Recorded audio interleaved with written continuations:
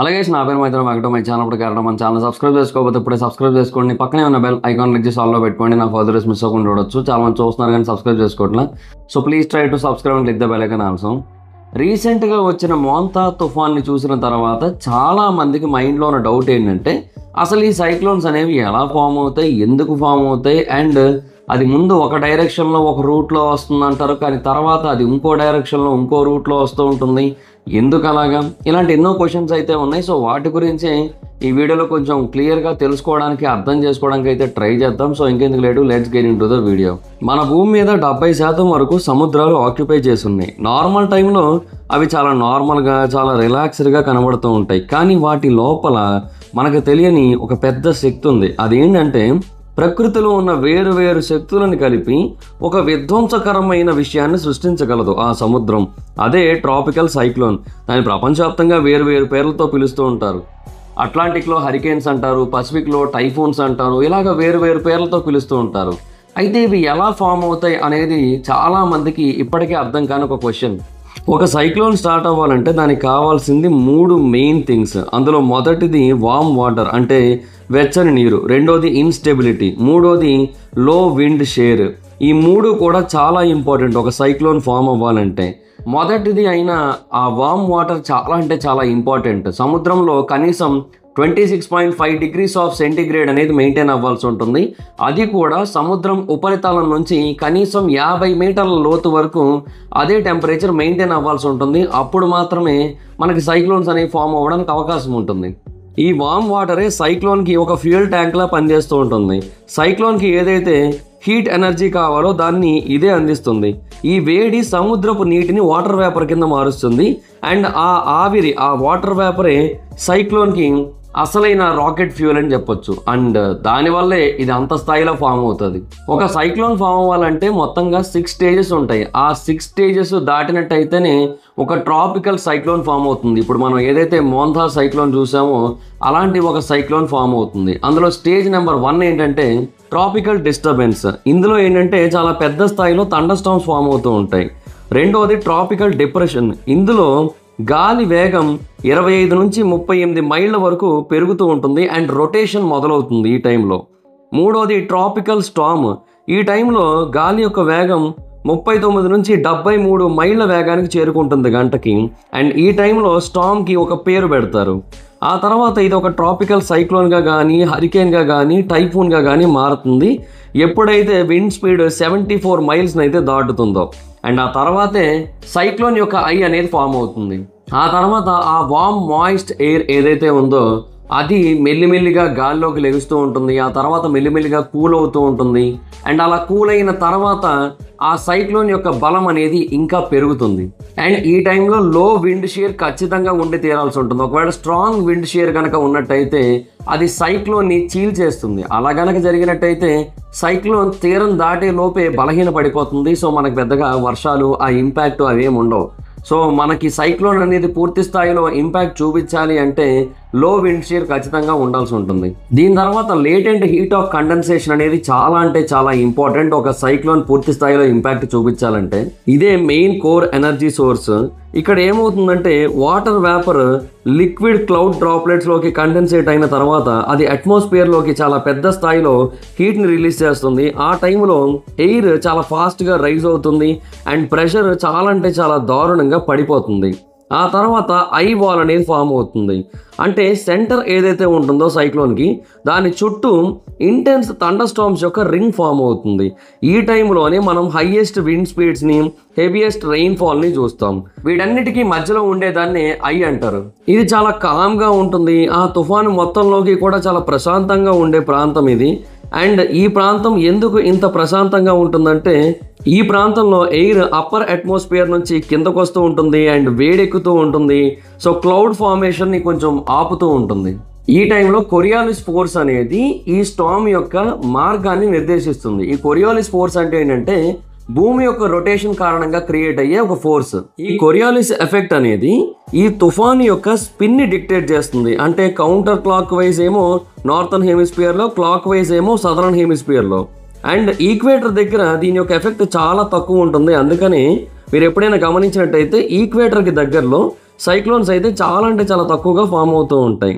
అయితే ఈ Coriolis effect ఈ తీరం వెళ్ళే మార్గాన్ని కూడా ఇన్ఫ్లుయెన్స్ చేస్తూ ఉంటుంది.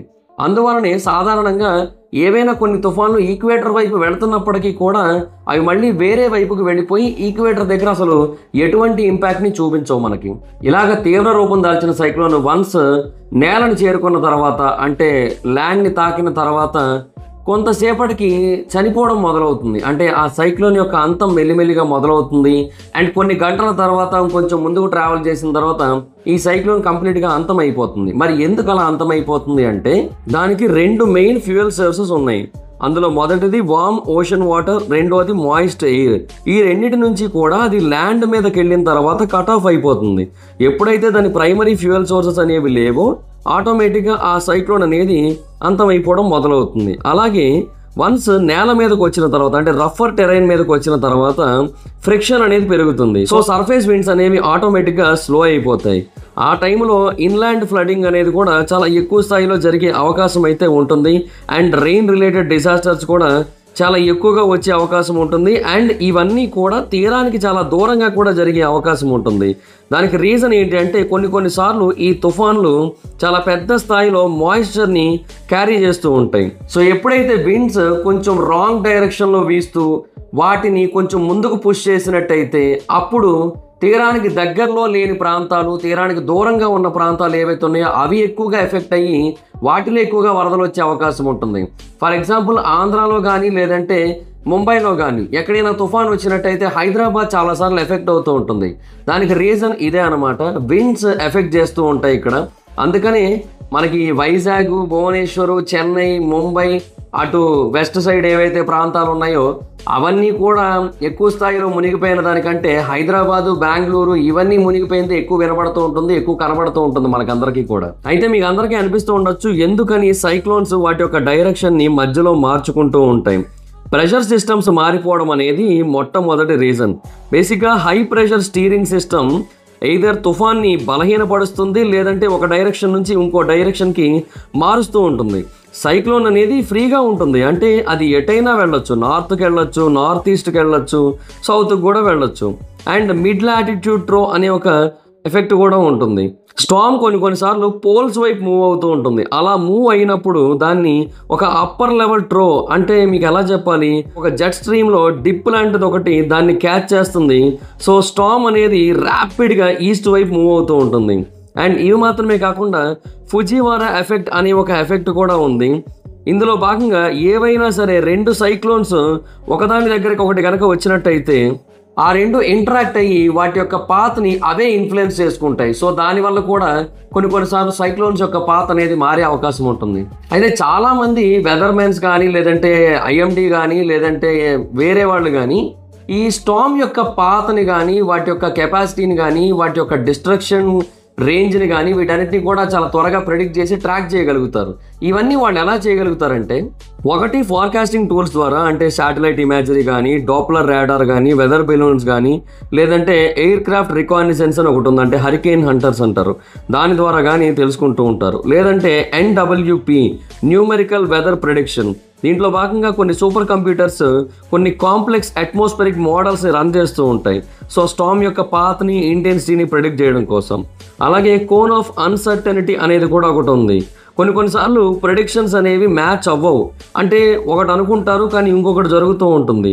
సో అందుకని ఈ కోన్ ఆఫ్ అన్సర్టనిటీ అనే ఒక కాన్సెప్ట్ని కూడా తీసుకొని వచ్చారు. దీన్ని IMD, NHC లాంటి కొన్ని సంస్థలు ఉపయోగిస్తూ ఉంటాయి. ఎందుకంటే వాళ్ళు కొన్నిసార్లు ఇలా జరుగుతుంది అని చెప్పినప్పుడు అలా జరగకుండా ఇంకోలా జరుగుతూ ఉంటుంది. కాబట్టి వాళ్ళ మిస్టేక్స్ని సరిదిద్దుకోవడం కోసం అనుకోవచ్చు, లేదంటే కవర్ చేసుకోవడానికి అనుకోవచ్చు, ఇలాంటి ఒక కోడ్ని అయితే క్రియేట్ చేశారు వాళ్ళు. అయితే ఈ తుఫాన్ల నుంచి మనల్ని మనం కాపాడుకోవడం ఎలా?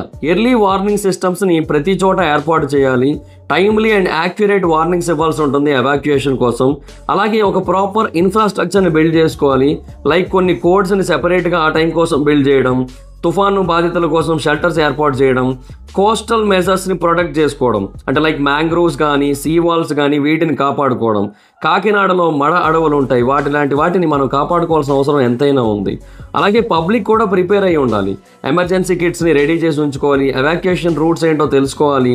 అలాగే డిజాస్టర్ మేనేజ్మెంట్ ఏజెన్సీస్ ఉంటాయి, NDRF లాంటివి, అలాంటివన్నీ కూడా చాలా అంటే చాలా జాగ్రత్తగా అప్రమత్తంగా పనిచేయాల్సి ఉంటుంది. సో చూసారు కదా సైక్లోన్స్ ఎలా ఫామ్ అవుతాయి, సైక్లోన్స్ వాటి యొక్క డైరెక్షన్ ఎలా చేంజ్ చేసుకుంటాయి, ఇవన్నీ కూడా మనం ఈ వీడియోలో డిస్కస్ చేసుకున్నాం. బేసిక్గా సైక్లోన్స్కి పేర్లు పెట్టేదైతే మాత్రం ఒక్కొక్క ప్రాంతంలో ఒక్కొక్క రకంగా ఉంటుంది సైక్లోన్కి పేరు పెట్టే విధానం. అండ్ అది ఎక్కడ ఫామ్ అయింది అనే దాన్ని బట్టి వాళ్ళైతే నేమ్ని డిసైడ్ చేస్తారు. వాళ్ళ కల్చర్లో కొన్ని ఇంపార్టెంట్ నేమ్స్ ఉంటాయి కదా, అలాంటి వాటిని ఉద్దేశించి ఆ పేర్లు అయితే పెడుతూ ఉంటారు. అంటే వాటిని గుర్తుపెట్టుకోవడం కోసం, రికార్డ్స్ కోసం పెడతారంతే. ఆ పేర్లేవో నచ్చి నాన్న బుజ్జి కన్నా అన్నట్టుగా పిలుచుకుందాం కదా రేపు పొద్దున్న అన్నట్టుగా ఎవరు కూడా ఆ పేర్లు పెట్టరు. Just for the purpose of records ఆ పేరు పెడతారు. అంటే ఈ సైక్లోన్ కారణంగా ఎంత ఇంపాక్ట్ అయింది, ఎంతమంది చనిపోయారు, ఎంతమంది నిరాశ్రయులయ్యారు, ఇలాంటి ఎన్నో విషయాల్ని ఆ సైక్లోన్కి సంబంధించిన డేటాలో ఉంచుతారు.